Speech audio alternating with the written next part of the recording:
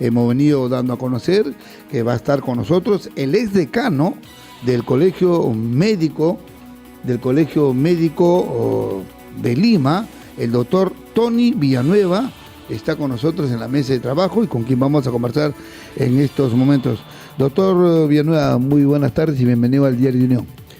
Muy buenas tardes a todos los oyentes de esta prestigiosa emisora a nivel nacional y preocupados por la situación, ¿no?, de los desastres naturales que se están dando a nivel de casi todas las regiones de nuestro país, incluido Lima, ¿no? Sí, efectivamente, ¿no? Y lo que está preocupando es que después de la caída de Huayco, de los desbordes de ríos y de las lluvias torrenciales comienzan a aparecer ciertas enfermedades que comienzan a preocupar a las personas damnificadas y también al gobierno, porque no se preveía con un presupuesto para atender estos casos de emergencia que se están dando a conocer. Más aún cuando hemos escuchado hace unos minutos que muchos establecimientos de salud, producto de las lluvias, ¿no?, han sido devastados, los mismos establecimientos de salud, aparte de la falta de previsión que lo han reconocido nuestras propias autoridades, ¿no?, que no estábamos preparados para este tipo de fenómeno que ya se dio en los años 90 y ahora se ha vuelto a repetir, pero todavía no, hay que advertir que no es la gran escala que se había dado en los años 90, pero actualmente ya con estas lluvias intensas, los huaicos que se han producido a nivel de la sierra, del centro del país y en el norte del país, y también en el sur, como Ica, ¿no?, que se han ya diagnosticado aproximadamente más de 50 casos de dengue, y esos son los que clínicamente han sido obtenidos, pero imagínense, debe haber muchos casos subclínicos de enfermedades como la chikungunya, el Zika, que pueden ir ya complicando la situación de salud de nuestros pobladores de estas zonas. Claro, efectivamente. Es bastante peligroso. Ahora, ¿qué es lo que se debe hacer inmediatamente? Claro, lo primero que hay que hacer primero lo ideal hubiera sido prevenir, ¿no? Claro, prevenir, ese de hecho. Ahora lo que se tiene que hacer es cuidar los reservorios de agua, ¿no?, que son tan importantes, sobre todo el agua potable, que hay que cuidarlo y taparlo con plásticos o con alguna otra forma de cobertura para evitar que los zancudos, que es el Aedes aegypti, es el principal vector transmisor de estas enfermedades, y también el lavado de manos, que realmente son detalles tan sencillos en los cuales debería ya nuestro sistema de salud implementar este tipo de medidas del lavado de manos, del cuidado del agua, ¿no? Las aguas empozadas, tenemos que alejar a los niños, alejar a las personas para que podamos evitar los focos infecciosos de este tipo de virus y otros tipos de bacterias. Porque no solamente hablamos del dengue, la chikungunya, de la Zika, también enfermedades diarreicas que solamente con una deshidratación moderada severa podría ser fatal, incluso sobre todo los pacientes pediátricos, los más pequeños. También aunada a esto enfermedades respiratorias, ¿no?, comunes que se pueden dar sobre todo en la sierra centro, que es la gran cantidad de lluvias que se está dando, ¿no?, enfermedades gastrointestinales, ¿no?, infecciones gastrointestinales. Ahora, todo tipo de enfermedades. Nosotros decimos cuando hay una lluvia, que hay un hueco, nos cuidamos de los zancuditos, de los mosquitos, pero nos estamos descuidando un poco en la parte, como te digo, de las enfermedades diarreicas, porque estamos viendo que con altas temperaturas, los más afectados son los niños y son las personas de la tercera edad. Y también en la zona de Lima, también es importante evitar los golpes de calor, ¿no?, los calores intensos. Entonces también recomendamos ingerir líquido, el agua, pero no en las cantidades normales, sino tenemos que agregar un adicional, ¿no? Si tomábamos 1 litro, por lo menos tomar 1,5 litros de agua al día. Esto es lo que dice que a raíz, ¿no?, de la temperatura viene el golpe de calor, ¿no? Claro, entonces estos golpes de calor, acuérdense que la temperatura, estábamos en promedio 30-31 grados, pero eso es la temperatura real, pero la sensación de calor es mayor, fuerte, claro, es un poquito mayor. Si estamos amaneciendo en Lima, estamos amaneciendo con 26, con 27, imagínense, toda la noche la sensación es fuerte. Entonces la recomendación a los padres, a las familias, es que puedan ingerir mayor cantidad de líquido, de agua, ¿no?, de litro y medio por lo menos por persona, para evitar este tipo de deshidrataciones. Imagínense, adicional a ello, una infección gastrointestinal, vómitos o diarreas podrían llevar a estos pacientes a un hospital y hasta podrían causar la muerte de los niños, ¿no? Porque una deshidratación severa es bastante complicada, sobre todo para los más pequeños, que que requieren bastante cantidad de líquido elemento. Y también el riesgo del cólera, ¿no? De la Claro, que pueda volver a aparecer, sobre todo en las zonas ahora, con estas lluvias que costeras. están viendo, claro, ¿no? Con las lluvias que están viendo y los desbordes de los ríos, más la caída de huaicos, entonces todo esto se presta para que pueda reaparecer el cólera. Y lo peor es que no estamos preparados, ¿no? Claro. Hay 460 millones que las regiones del norte del país han denunciado que no les han transferido en el presupuesto del 2017, que era para implementar los establecimientos de salud de estas zonas más devastadas. Ahora, inclusive los propios centros de salud están siendo afectados por las lluvias. Claro, eso Imagínense ustedes, agrava aún más la situación. En La Valleca hay como 16 centros de salud que están prácticamente inundadas. Entonces, quiere decir que en los mismos centros de salud donde uno se va a atender, ¿qué se va a poder atender si estás en medio del charco de agua, no? Claro, ahí la falta de previsión, ¿no? Claro. Porque estas zonas deberían tener unas estructuras, digamos, adecuadas para la lluvia, sobre todo si es un hospital o un centro de salud, porque es lo último que debería ser devastado, ¿no? Claro. Teóricamente. Ahora, de producirse una torrencial lluvia en Lima, ¿los hospitales de Lima están preparados para esto? Bueno, eso ya lo habíamos dicho hace tiempo, que los hospitales no están preparados ni para un terremoto de grado 7 para arriba, ni siquiera para un desastre natural, que sabemos que no estamos preparados para una lluvia ni moderada, siquiera en Lima. Entonces, las emergencias de Lima mismo ya han colapsado, ¿no? Y solamente con accidentes graves como el que sucedió el año pasado en Huaura, ¿no? Ya, imagínense, había colapsado el sistema de emergencia. Entonces, tampoco estamos preparados. Entonces, es una advertencia como para poder implementar políticas de Estado, ¿no? Claro. De más alto nivel, para que ya se pueda generar un sistema de emergencias y desastres a nivel nacional. Que eso es lo que hace tiempo lo estamos, pero que sea funcional, ¿no? No tenemos, por ejemplo, la movilización de helicópteros que cualquier parte del mundo lo tiene. Lo tienen, efectivamente. Porque lo difícil para... Acá estamos pensando en tener helicóptero, pero para chapar al delincuente, no para atender curar una emergencia. Claro. Lo más dificultoso es el tráfico, aunque no parezca en Lima, ¿no? Entonces, y el tráfico aéreo es muy importante. El tráfico aéreo. En estos casos de emergencia, el tráfico aéreo es muy importante. Pero hasta ahorita no tenemos en la mano de helicópteros, ni siquiera helipuertos disponibles. Entonces tenemos que trabajar en un sistema real de emergencias y desastres, porque van de la mano los dos, ¿no? Y también quería agregar en este tema la región Lambayeque, existen alrededor de 30, 40 profesionales que trabajan tanto en Ministerio de Salud como en Salud, porque no tenemos especialistas, ese es el otro problema. Para mejorar e implementar buenas políticas de salud necesitamos los recursos humanos necesarios, sobre todo los especialistas. Entonces trabajan en estos dos sitios porque no hay especialistas que se vayan de Lima o que sean formados para poder ir hacia estas zonas, a estas regiones. Y lo que está pasando en este momento es que en vez de apoyarle el Estado, le están abriendo procesos por tener doble percepción, ¿no? Por haber trabajado en MINSA y en salud. Hasta ahora no tenemos normas que permitan complementar el trabajo entre salud y MINSA y evitar estos problemas, porque al final estos colegas lo que han hecho es renunciar, ¿no? Están renunciando y se están retirando de las instituciones porque obviamente les han abierto un proceso administrativo y que a ninguno le gustaría. Y eso lo que está haciendo es que los servicios de salud se queden sin especialistas, ¿no? En esta zona, que ya ha sido denunciada varias veces. Y también pasó lo mismo en Cajamarca, que le abrieron un proceso en la fiscalía, ¿no? Felizmente lo han archivado, pero ahora se vuelve a demostrar este problema, porque nos faltan 16.000 especialistas a nivel nacional para poder cubrir la brecha.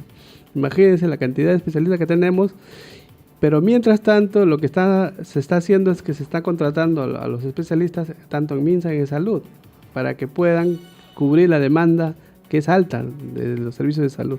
Pero al generar este tipo de molestias de apertura de procesos administrativos, lo que está generando es malestar y renuncia masiva a los procesos. ¿Por qué la apertura de estos procesos? Porque según la ley no se puede trabajar en MINSA y en salud, ¿no? Ya no se puede.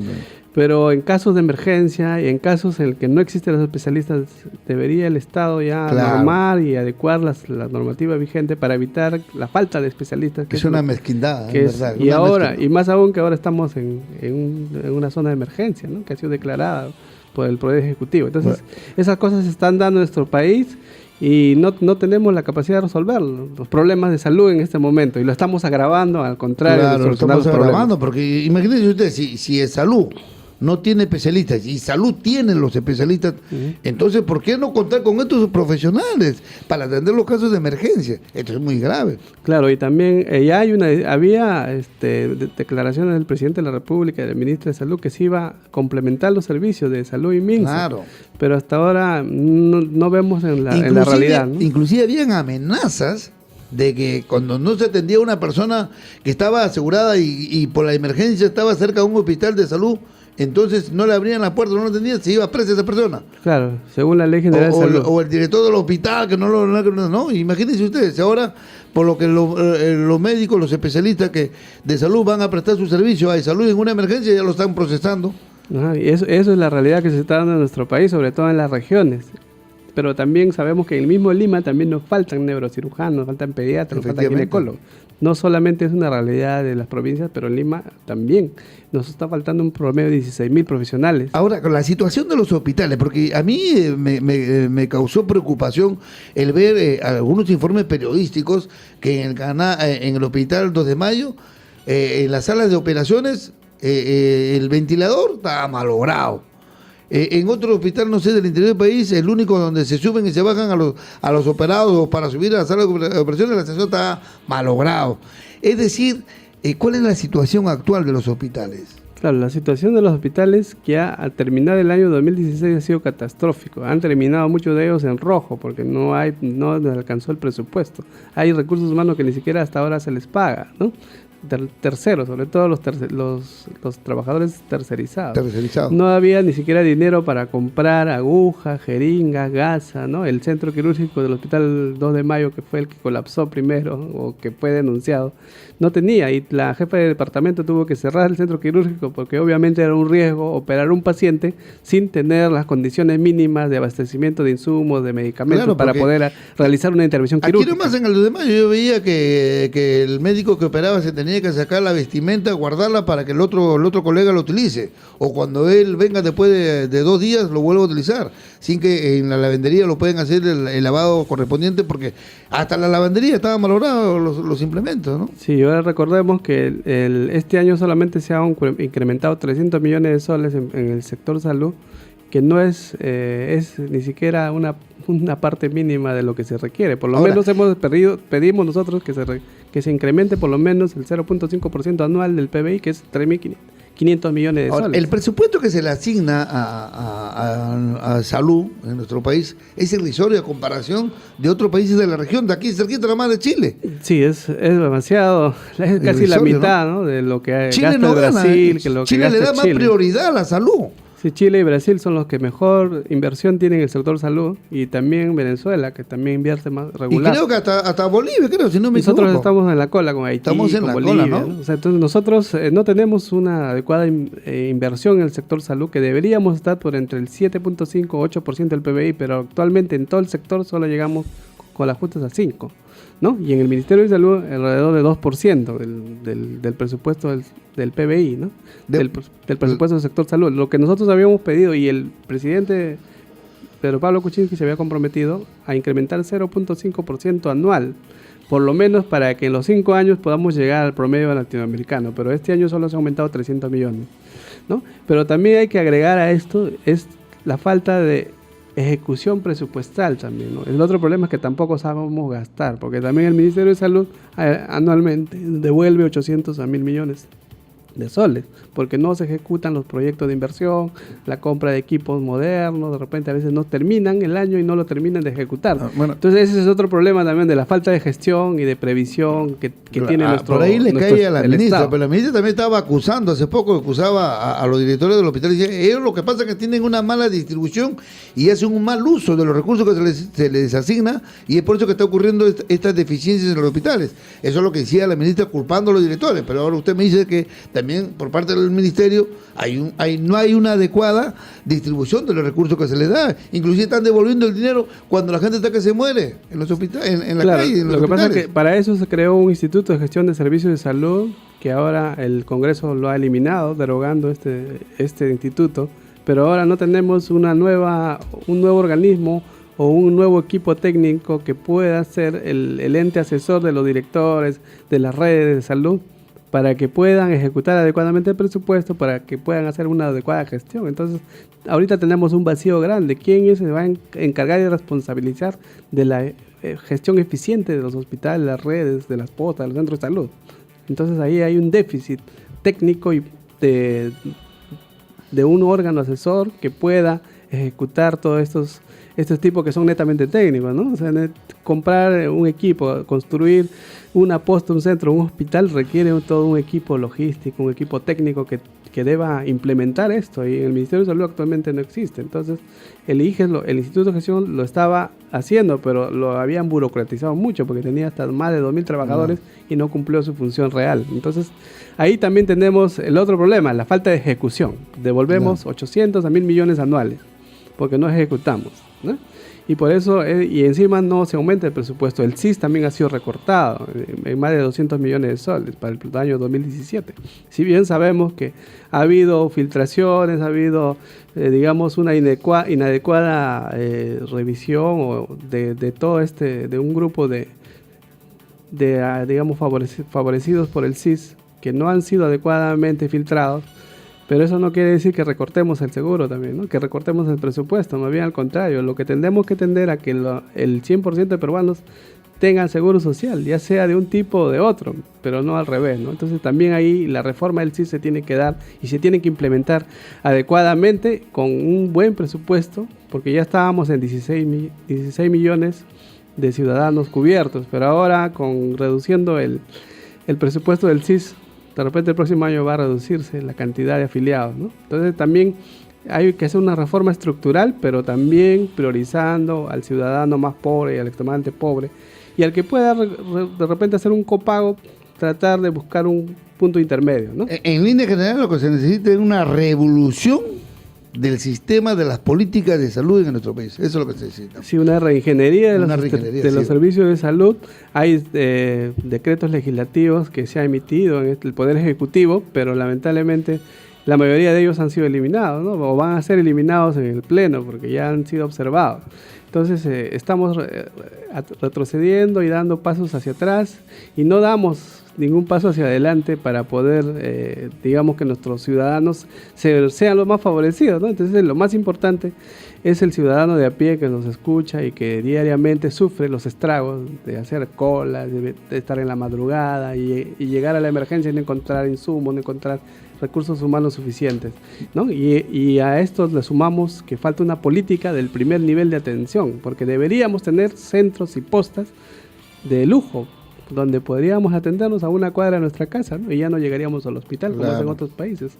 Tampoco se está priorizando el primer nivel de atención en este momento, ¿no? Que el primer nivel donde estamos cerca de nuestra casa, porque el 80% de enfermedades lo podemos atender en una posta o un centro de salud.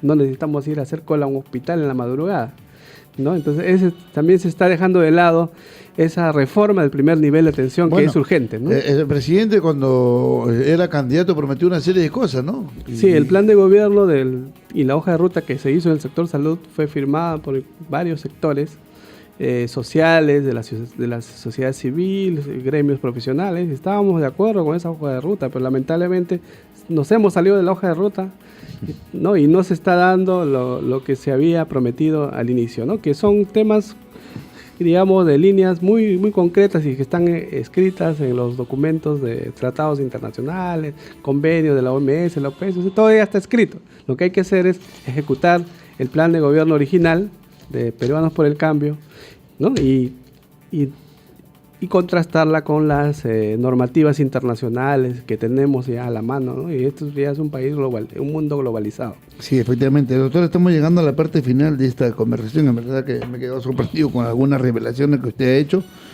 Y finalmente, para ya acabar con esta conversación, ¿cuál sería el mensaje de esas personas damnificadas que ahorita están viviendo en medio de los charcos de agua, de la presencia de ¿cómo se llama?, de zancudos? ¿Cuál sería ese mensaje?